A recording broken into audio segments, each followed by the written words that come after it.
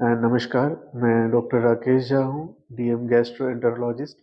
मैंने अभी अपना ओपीडी स्टार्ट किया है Nachiketa gastro and liver clinic के नाम से, सगुना मोड़ पे। जब आप सगुना मोड़ आते हैं तो वहाँ एक सुधा बूथ है, मेट्रो उसी के साइड में मेट्रो पिलर नंबर 153 के सामने ही आपको नचिकेता गैस्ट्रो लिवर क्लिनिक का बोर्ड मिलेगा फर्स्ट फ्लोर पे। तो यू आर ऑल वेलकम है।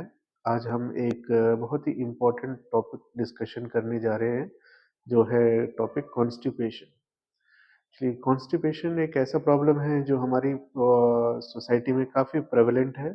सारे अक्सर सारे एज ग्रुप के ही पेशेंट्स आपको इसमें मिल जाते हैं, चाहे बच्चों का एज ग्रुप हो, चाहे मिडल एज हो, या फिर यंगर पॉपुलेशन, सभी इस परेशानी से पीड़ित है। तो मेरा जो एक ब्रीफ टॉक होगा वो कॉन्स्टिपेशन के ऊपर होगा। अक्सर जो मरीज हमारे पास आते हैं कॉन्स्टिपेशन के लिए, उनकी 3 से 4 तरह की परेशानियां लेकर के आते हैं। ज़्यादातर मरीज ये बोलते हैं कि पेट साफ नहीं हो पा रहा है, या लैट्रिन, पेट साफ होता है लेकिन लैट्रिन जो आती है वो काफ़ी हार्ड आती है, हार्ड एंड लंपी स्टूल आता है।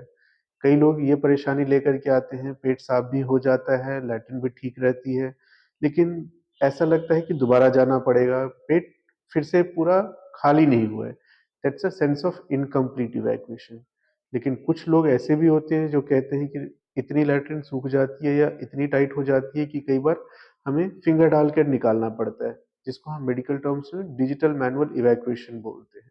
तो ये सब जो परेशानियों के साथ हमारे पास मरीज आता है, तो सब जब भी हमारे पास मरीज आता है तो उनको हमें इवैल्यूएशन करना पड़ता है। इवैल्यूएशन जो हम यूजुअली हिस्ट्री से स्टार्ट करते हैं, हिस्ट्री के बाद हमें पेशेंट के कुछ, ज़्यादातर तो फिजिकल एग्जामिनेशन उतने सिग्निफिकेंट नहीं मिलते हैं, लेकिन कुछ सिग्निफिकेंट फिजिकल एग्जामिनेशन होता है जो आपको डायग्नोसिस में हेल्प करता है। तो मरीज हमारे पास अगर फर्स्ट टाइम आता है तो मैं सबसे पहले उनको हिस्ट्री से इवैल्यूएट करना शुरू करता हूँ। हिस्ट्री में जो मेरे लिए सबसे इम्पोर्टेंट होता है कि कौन से एज ग्रुप में हमारे पास पेशेंट आया है, यंगर पॉपुलेशन है, पीडियाट्रिक एज ग्रुप का पेशेंट है, या एल्डरली पेशेंट है, क्योंकि दोनों ही एज ग्रुप में कॉन्स्टिपेशन काफ़ी कॉमन होता है। पीडियाट्रिक एज ग्रुप में ज़्यादातर फंक्शनल पेशेंट्स होते हैं, तो उतना इवैल्यूएशन की ज़रूरत नहीं होती है, रीअश्योरेंस उनका मेनस्टे ऑफ ट्रीटमेंट ज़्यादातर मिलता है। कुछ केसेस में उनको इवैल्यूएशन की ज़रूरत पड़ जाती है। एज के साथ-साथ हमारे लिए ज़रूरी होता है कि कितने दिनों के अंदर वो पेशेंट मेरे पास आ रहा है। जब से उनको सिम्पटम स्टार्ट हुआ और उनको कितने दिनों के अंदर लग गया कि नहीं, अब मुझे डॉक्टर के पास जाने की ज़रूरत है। तो वो हमारे पास डिसाइड करता है कि प्रेज़ेंटेशन एक्यूट है या क्रॉनिक है। क्रॉनिक कॉन्स्टिपेशन यूजुअली हम तब मानते हैं जब यही सिम्पटम्स के साथ मरीज़ 3 से ज़्यादा लगातार महीनों से परेशान है, तो उसको हम क्रॉनिक कॉन्स्टिपेशन डिफाइन कर देते हैं।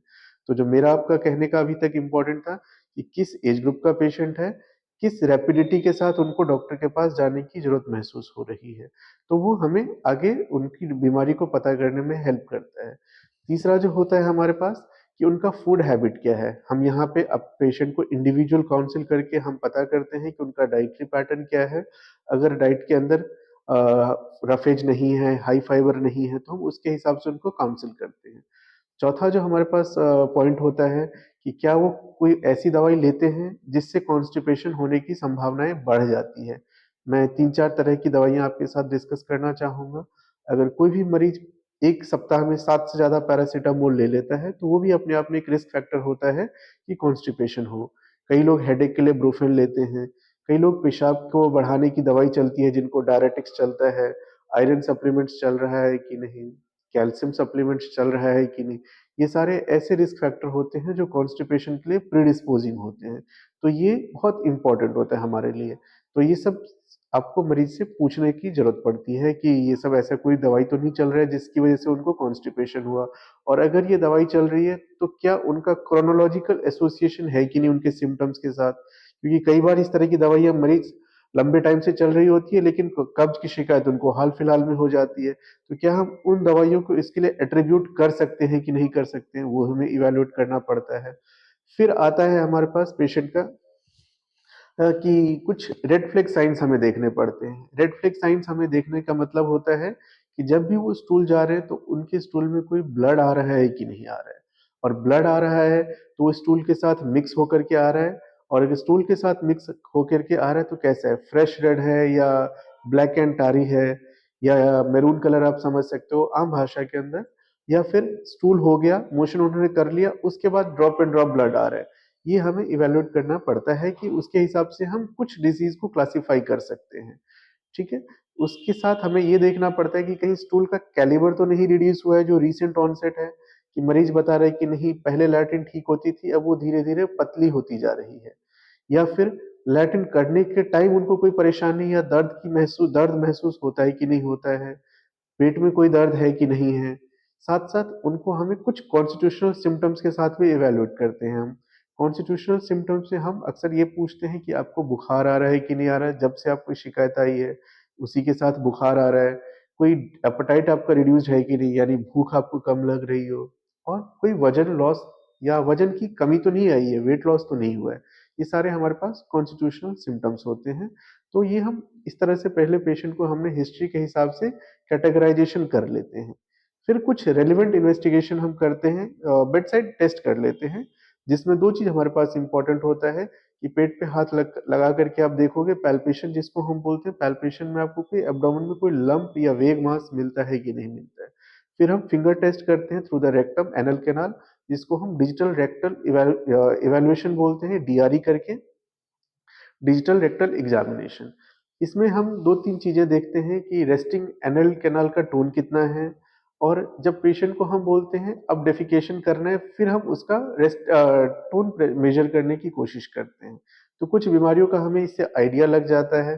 फिर डिसेंट ऑफ पेरिनियम कितना है, कि जो पेरिनियम का कितना फॉल हो रहा है डिजिटल रेक्टल एग्जामिनेशन में, तो वो भी हमको एक बीमारी को क्लासिफाई करने में हेल्प करेगा।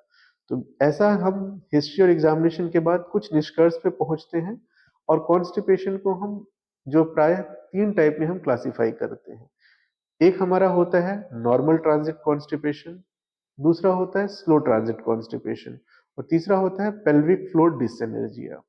नॉर्मल ट्रांजिट कॉन्स्टिपेशन के लिए हम पेशेंट्स का हमारा जो मेन सिम्टम्स होता है कि वो ये होता है कि पेशेंट जाएगा लेकिन पेशेंट को ऐसा लगेगा कि पेट पूरा साफ नहीं हुआ है, पेट में हल्का फुल्का दर्द रहेगा।